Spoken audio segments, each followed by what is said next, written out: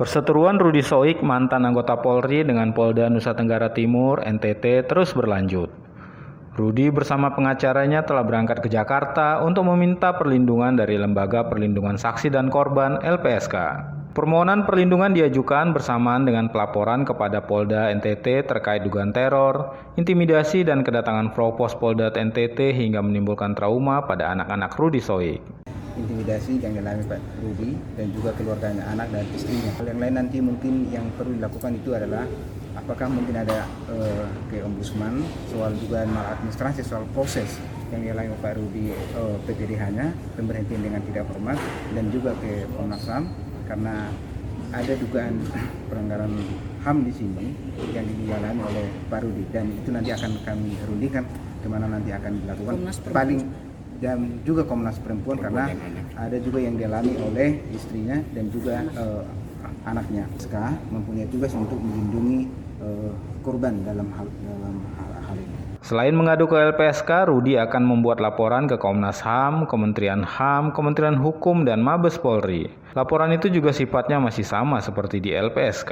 Rudi datang untuk meminta perlindungan keamanan terhadap anak-anak dan istrinya lantaran terancam dengan aktivitas polisi yang beberapa kali menerbangkan drone untuk memantau aktivitasnya di rumah. Rudi merasa keluarganya telah diteror oleh polisi. Gini, saya mohon izin Pak Kapolri, Bapak Kadif Propam, Bapak Kapolda NTT.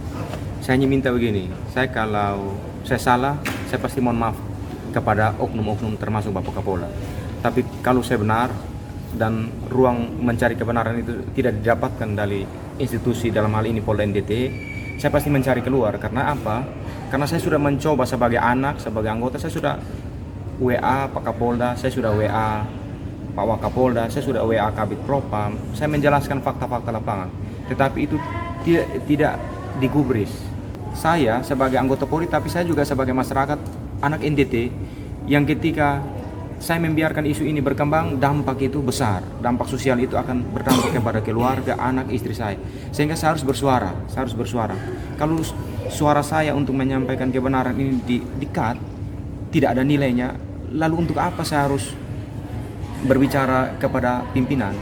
Bagian dari para mencintai institusi ini, bukan institusinya yang salah, tetapi terhadap oknum. Perbuatan oknum itu yang kita mau saling buka, kita buka.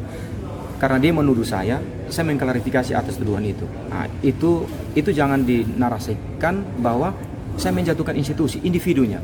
Karena dia menghujat, memfitnah saya, maka saya harus mengklarifikasikan atas tuduhan dan fitnahan itu.